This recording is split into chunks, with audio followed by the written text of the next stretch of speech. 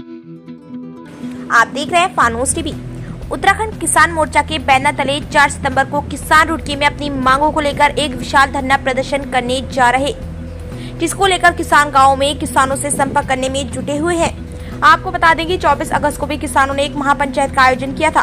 किसानों का आरोप है कि पिछले दिनों बारिश से किसानों को भारी नुकसान हुआ है, लेकिन सरकार मुआवजे के नाम पर किसानों के साथ छलावा कर रही है। किसानों ने सत्ता और विपक्ष के दोनों जनप्रतिनिधियों पर आरोप लगाते हुए कहा कि आज तक किसी ने भी किसानों की समस्याओं को गंभीरता से नहीं लिया। किसानों ने चेतावनी देते हुए कहा कि समय रहते हुए किसानों की समस्याओं का कोई हल नहीं आया तो आने वाले 2024 लोकसभा चुनाव में इसका खामियाजा जनप्रतिनिधि और पार्टियों को भुगतना पड़ सकता है। उत्तराखंड किसान मोर्चा जिंदाबाद। बिजली की मांगे, बिजली की मांगे। मैं आपसे निवेदन करूंगा कि आज की सभा को संबोधित करें, अपने विचार रखें। उसका हल ना होने का कारण इस जिले में सबसे बड़ी जो एक समस्या बन गई, चाहे तो हमारे सत्ता पक्ष के विधायक और जनप्रतिनिधि हों, और चाहे विपक्ष जो हमारी कांग्रेस है उसके विधायक और उसके जनप्रतिनिधि हों।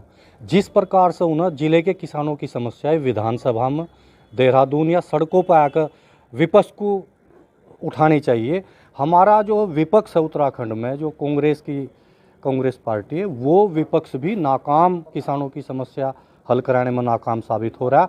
और जो सत्ता पक्ष के नेता, विधायक, एमपी हैं, ये अपना माल्यार्पण और स्वागत तक ही टिके हुए हैं, जबकि उन्हें ये पता है कि इस जनपद हरिद्वार किसान बाहुल्य जिला है, 2024 आ रहा है। अगर ये इसी तरीके से माल्यार्पण और स्वागत में रहे और इन्होंने किसानों की समस्याओं की अनदेखी करी तो यही किसान इन्हें 2024 में भी सबक सिखाने के लिए तैयार है। कितना नुकसान?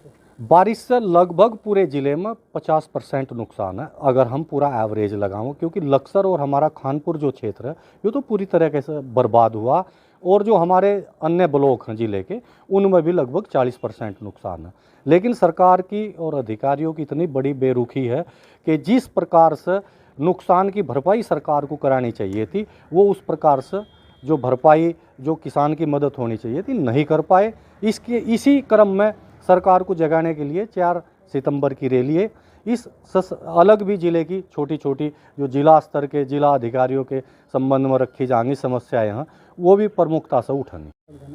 4 सितंबर को उत्तराखंड किसान मोर्चे का एक बहुत विशाल धरना प्रदर्शन रुड़की में होने के लिए जा रहा है। उसमें जो हमारा मुख्य मुद्दा, आज बाढ़ के कारण हरिद्वार में बहुत बुरे हालात हैं और किसानों की फसलें पूर्ण रूप से बर्बाद हो चुकी, कई ब्लॉकों में, और जिन ब्लॉकों में बची भी तो उसमें भी 40-50% का नुकसान है। तो उसका केवल सरकार 1100 रुपये बीघा का मुआवजा दे रही, जो बहुत कम है। हमारी सरकार से मांग है कि किसान को 10,000 रुपये प्रति बीघा का मुआवजा दिया जाए। दूसरा यह है कि इकबालपुर शुगर मिल पर 4-5 साल से किसानों का बकाया भुगतान चला रहा है, जिसे सरकार दिलाने पा रही ना यहाँ का लोकल प्रशासन दिला पा रहा है। तो हम सरकार से मांग ये करें कि किसानों का बकाया भुगतान में ब्याज सही दिलाया जाए। अगर किसानों ने एक यूरिया कट्टा भी गोदाम से खाद का उठा लिया तो उस पर ब्याज लग रहा है। अगर 500 रुपये बैंक से निकालिए तो उस पर भी हमें ब्याज देना पड़ा, और हमारा 100-125 करोड़ 150 करोड़ रुपया बकाया पड़ा, उस पर कोई ब्याज नहीं दिया जा रहा। तीसरा हमारा यह है कि जिस तरीके से किसानों को फसलों में नुकसान हुआ, उसके आधार पर किसानों का जो आगामी सीजन का गन्ने का भाव है वह 600 रुपये पर क्विंटल तय किया जाए। चौथी हमारी मांग यह है कि उत्तर प्रदेश की तर्ज पर किसानों को सिंचाई हेतु बिजली 1 साल के लिए फ्री की जाए।